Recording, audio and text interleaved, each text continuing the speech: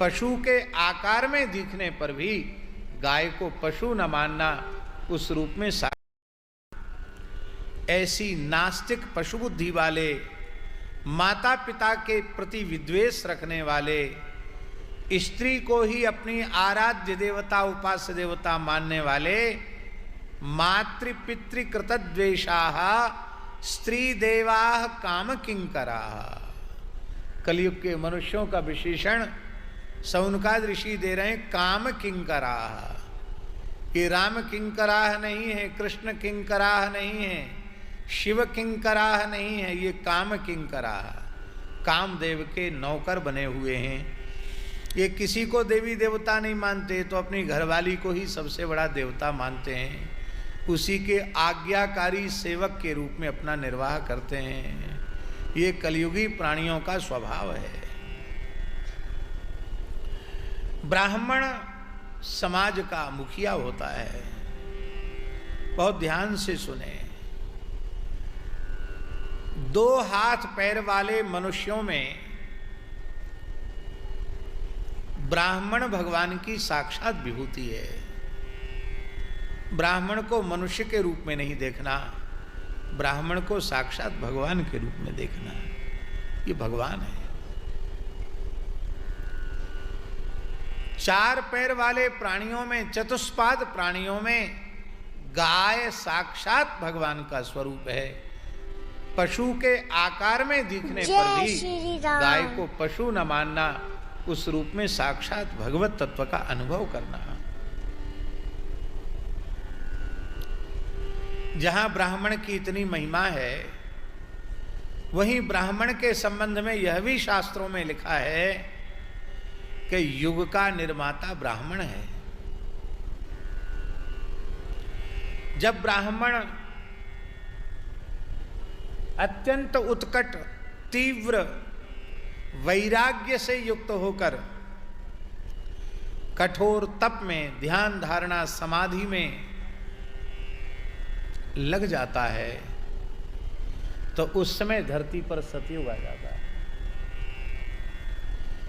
जब अपने त्याग वैराग्य से थोड़ा नीचे उतर जाता है, थोड़ा सा धन का लालच उसके मन में आ जाता है और वह यज्ञ यागादि में प्रवृत्त होकर अग्निहोत्र में प्रवृत्त हो जाता है, तब त्रेता आ जाता है। और उससे भी नीचे उतरकर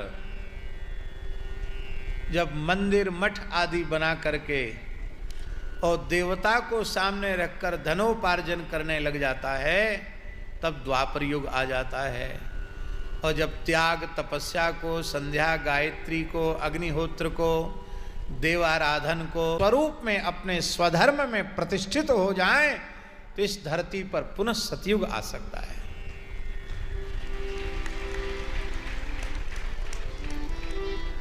पर इस कराल कलिकाल में विप्राह लोभग्रहग्रस्ताः वेद विक्रय जीविनः धनार्जनार्थमभ्यस्त विद्या मद विमोहिता। ब्राह्मण लोभ से ग्रसित हो जाएंगे। यहां एक विशेष बात लिखी है, लोभग्रहग्रस्ता। लोभ रूपी ग्रह माने मगर उनको निगल लेगा। वेद विक्रय करके जीविका चलाने वाले हो जाएंगे। विद्याभ्यास करेंगे जरूर, पढ़ेंगे जरूर, पर किस लिए पढ़ेंगे? किस लिए पढ़ा जाता है? पहले ये बताओ, किस लिए पढ़ा जाता है? सा विद्या या विमुक्त है, प्रसिद्ध है कि नहीं? सा विद्या या विमुक्त है। सा विद्या एवं विद्या, वही विद्या विद्या है जो हमें संसार के चक्र से छुड़ा दे। पर संसार चक्र से छुड़ाने वाली विद्या पढ़ते किस लिए हैं?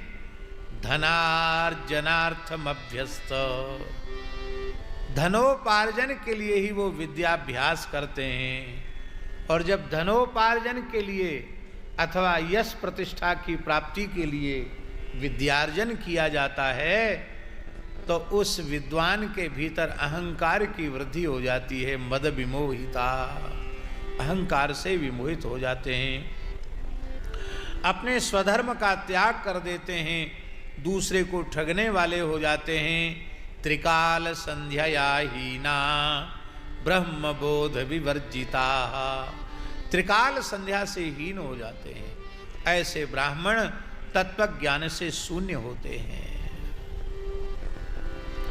उनमें दया नहीं रह जाती है, अपने को बड़ा भारी पंडित मानते हैं और आचार विचार का लोप कर देते हैं। कृषि आदि जो निषिद्ध कर्म हैं वो करने लग जाते हैं, मलिन अंतःकरण के हो जाते हैं, ऐसी स्थिति हो जाती है। संध्योपासन एक बहुत उत्तम कृत्य है, जो केवल ब्राह्मण के लिए नहीं, द्विजाति मात्र के लिए, जो उपवीति हैं, यज्ञोपवीतधारी हैं, ऐसे ब्राह्मण क्षत्रिय वैश्य इन तीनों को संध्योपासन करना चाहिए।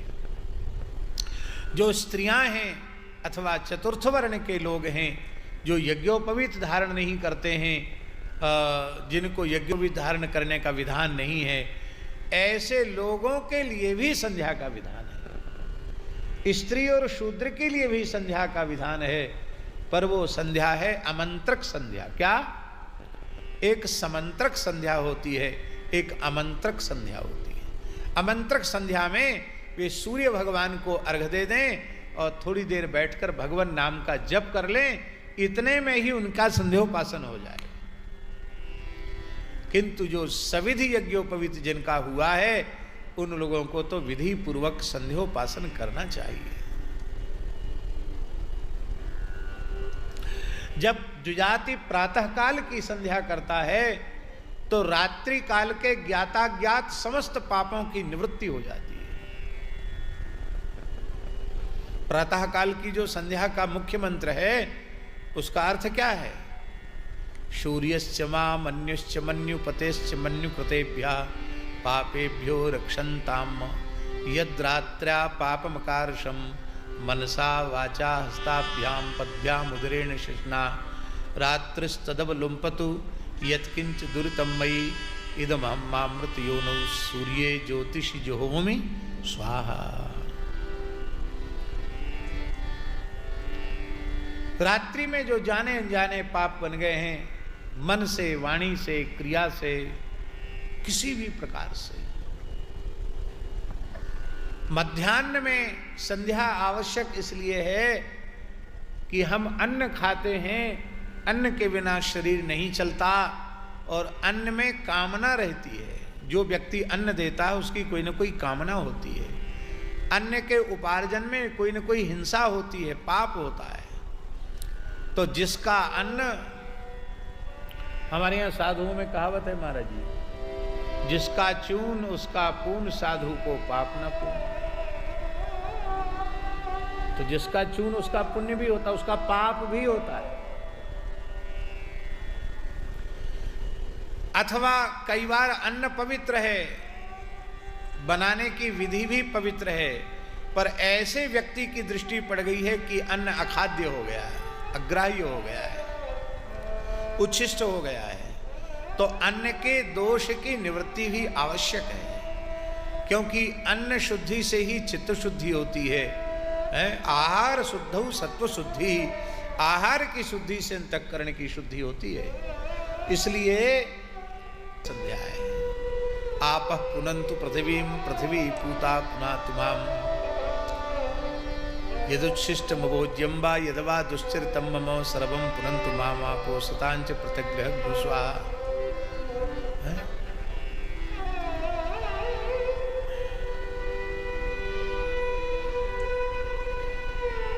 सायंकालीन संध्या के काल में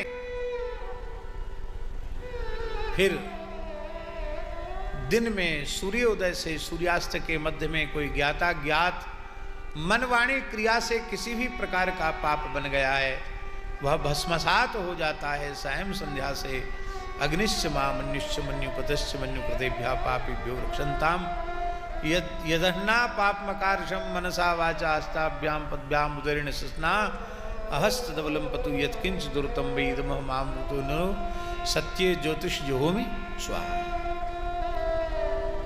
तो कहने का आशय है त्रिकाल संध्या बहुत आवश्यक कृत्य है, पर दुख की बात है लोग संध्योपासन नहीं करते। इसी को युग धर्म कहते हैं। आश्रमों में बटुक ब्रह्मचारी विद्यार्थी वेदाध्ययन करते हैं, पढ़ते हैं, रहते हैं। अपने यहाँ तो सब जगह आश्रमों में नियम है, ब्राह्मणों को बटुक ब्रह्मचारियों को समय से संध्योपासन करना ही होगा। पर जब वो घर चले जाते हैं तो उनसे पूछो कि घर में संध्या करते थे तो नहीं करते, झूठ बोले तो कहते हाँ हाँ करते थे, और सत्य बोले तो प्रायः घर जाने के बाद संध्योपासन नहीं करते। इसका तात्पर्य क्या है? इसका मतलब ये है कि जब घर जाने के बाद संध्या नहीं करते हैं तो बड़े से बड़े पंडित हो जाएंगे फिर भी संध्या नहीं करेंगे, क्योंकि उनकी संध्योपासन में श्रद्धा ही नहीं है। डंडे से अनुशासित पशु को किया जाता, मनुष्य को नहीं। यथा पशुर्वै लघुडेन शास्यते, जिसको दंड के भय से धर्माचरण कराया जाए वह मनुष्य मनुष्य कहलाने का अधिकारी नहीं है। पर कलिकाल में ब्राह्मण त्रिकाल संध्या से विहीन हो जाएंगे। हमारे वृंदावन की विभूति वशिष्ठ कल्प पूज्यपाद प्रातस्मरणीय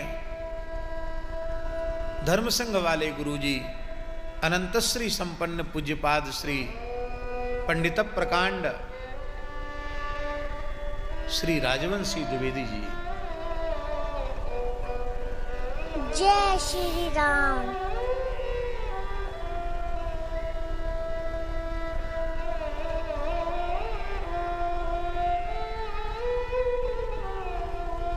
वे कहते थे इस बात को, ब्राह्मण कुछ न करे, केवल निष्ठा पूर्वक समय से त्रिकाल संध्योपासन करे और गायत्री का जप करे तो मैं प्रतिज्ञा पूर्वक लिखकर दे सकता हूं वह ब्राह्मण धरती पर कभी दरिद्र नहीं होगा, भूखा नहीं मरेगा। भगवान उसका अवश्य पोषण करेंगे, क्योंकि भगवान ब्रह्मण्य देव आज भी हैं। ऐसा नहीं है कि भगवान ब्रह्मण्य देव पहले थे आज भगवान ब्रह्मण्य देव नहीं है। भगवान आज भी ब्रह्मण्य देव है। आप ब्राह्मण बन जाओ, आप कुछ न करते हो तो भी आप भूखे नहीं रहोगे, नंगे नहीं रहोगे।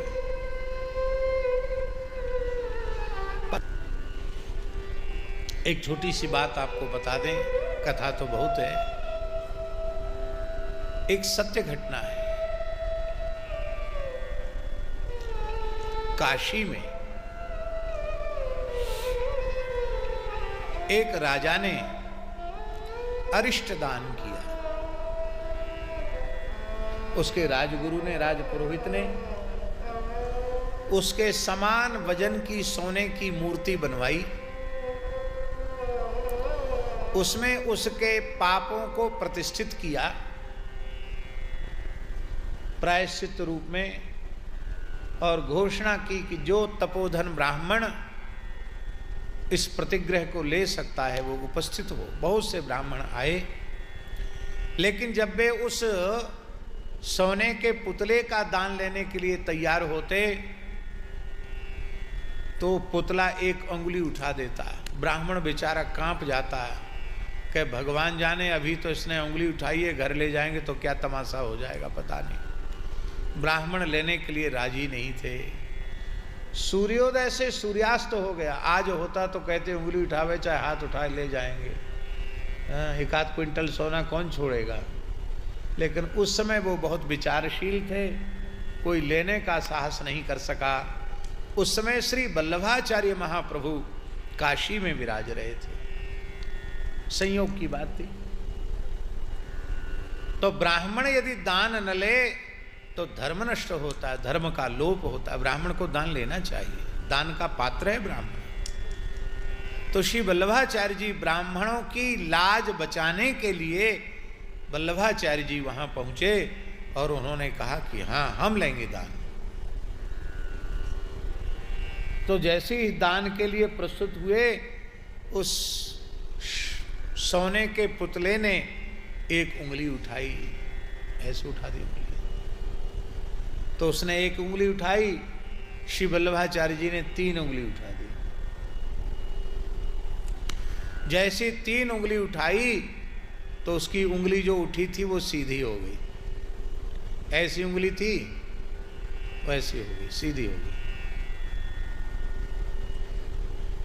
आपने लिया दान, और उसमें से 1 तोला स्वर्ण भी अपने पास नहीं रखा। वहां जितने ब्राह्मण आए थे, टुकड़े टुकड़े करके स्वर्ण के सब ब्राह्मणों को वितरित कर दिया। स्वयं 1 तोला क्या, 1 रत्ती स्वर्ण नहीं लिया आपने, सब दान कर दिया। ब्राह्मणों ने पूछा, महाराज वो 1 उंगली क्यों उठाता था, आपने 3 उंगली क्यों उठाई? तो श्री वल्लभाचार्य जी ने कहा, वो पाप पुरुष कह रहा था कि यदि श्रद्धा पूर्वक, विधि पूर्वक 1 काल की भी संध्योपासन तुम करते हो तो निर्भय होकर मेरा दान ले लो, तुम मुझे पचा जाओगे। तो मैंने उसको कहा कि तू 1 काल की संध्या की कहता है, मैं तो विधि पूर्वक त्रिकाल संध्या करता हूं। संध्या ये न विज्ञाता, संध्या ये नानुपासिता। जिसने संध्या के महत्व को नहीं जाना, जिसने संध्योपासन नहीं किया, वह तो संपूर्ण द्विज कर्मों से बहिष्कृत कर देने के योग्य है। ब्राह्मण रूपी वृक्ष की जड़ संध्या है। जड़ नहीं रहेगी तो वृक्ष ही नहीं रहेगा। पर श्री शौनकादि ऋषि कह रहे हैं कि त्रिकाल संध्या हीना ब्रह्मबोध विवर्जिता। ब्राह्मण त्रिकाल संध्या से हीन हो जाएंगे, तत्व ज्ञान से रहित हो जाएंगे। ये तो ब्राह्मणों की दशा हो जाएगी। और जब ब्राह्मण बिगड़ता है तो क्षत्रिय बिगड़ जाता है, जब ब्राह्मण क्षत्रिय बिगड़ जाते हैं तो वैश्य भी बिगड़ जाता है, और जब ब्राह्मण क्षत्रिय वैश्य बिगड़ जाते हैं तो शूद्र भी बिगड़ जाता है। एआई ज्योतिषी ना तुक्का लगाएगा, ना घुमा फिराकर जवाब देगा, बस आपकी कुंडली देखेगा। शूद्र भी बिगड़ जाता है। ब्राह्मणों के स्वधर्म के त्याग के कारण क्षत्रिय भी अपने स्वधर्म त्याग कर देंगे। दुष्टों का संग करने वाले हो जाएंगे क्षत्रिय, पाप परायण हो जाएंगे, व्यभिचार में लगे रहने वाले हो जाएंगे।